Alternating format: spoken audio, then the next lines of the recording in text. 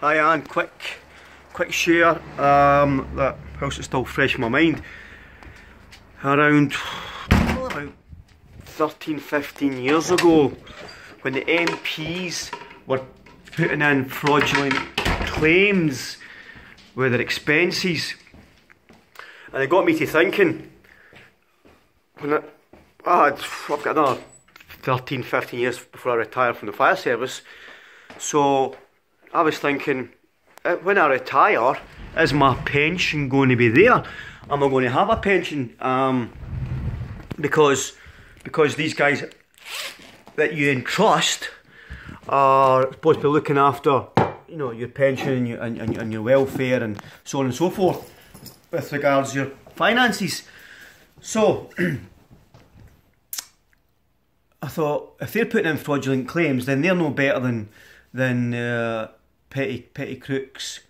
So around 13 years ago, I thought, okay, well, I may as well try and be a bit more financially aware and have a better awareness of financial well-being, because that was one of the seven pillars to success: is your mental well-being, your physical well-being, your relationship, your spiritual well-being, and your financial well-being. So the 5 pillars: mental, physical, relationship, spiritual, and financial. So I started to educate myself a little bit, and I picked people and mentors that were in a good position: Tony Robbins, Bob Proctor, James Arthur Ray, big American coaches that talked about financial well-being, and I listened to what they said, and I read the books that they had recommended, and I started to look into that area. Now, I'm not a millionaire, and but I will retire in a year and 10 months. It'll be a decent pension, and I'll do okay. I won't go hungry, and I'm a far better financial situation than I would have been 15 years ago, because I decided in that second that I realised the MPs are putting in fraudulent claims, and I'm not better than anybody else. I'm not a holy Joe. I'm not Mother Teresa. I don't have a soul as white as the driven snow, because there's things that I've done that I regret and so on and so forth. But I've decided that, okay, I'll be more financially aware and educate myself. Now, what's unusual is I'm a failed student. According to my exam results, I failed my arithmetic not once but twice. Got my English, my geography, my history, but I failed my arithmetic twice. So what was quite nice for me was I had a broker, a financial advisor, my accounts manager, I've got a chartered accountant, does my tax return, and I have 1 or 2 small business interests. And what was encouraging was when 2 years ago, when my accountant said, "How did you actually do this, Tony? How did you actually put all this and put it in place?"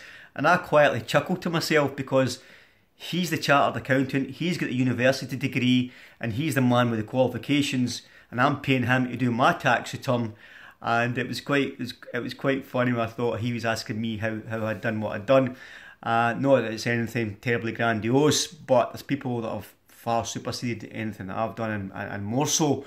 But I'm in a better position than I was 15 years ago, because I decided in that second to make a decision, and I thought, if it goes pear-shaped, if I get it wrong, then I've only got myself to blame. But right now I'm relying on the government and politicians to ensure my pension is going to be in place. And lo and behold, you know, 12, 13 years later, they changed the pension plan, and instead of retiring at 50, you now work to your 60. So those guys have to do an extra 10 years, and also you had to pay more pensions. Travis, you had to pay more pensions contributions.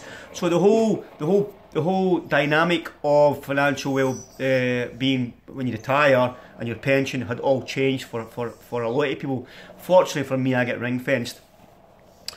But that was just a little thing that stuck in my mind for taking control of your own life, taking responsibility, respond with your ability, and charting your own course, because if you leave it to someone else, then I'll almost guarantee they don't have your best interests at heart. And I'm quite sure you're probably well aware of that, Anne. But I thought that was an interesting chapter to my journey on the things that I have learned So just wanted to share that with you, Anne, and I'll speak to you real soon. Take care. Bye for now.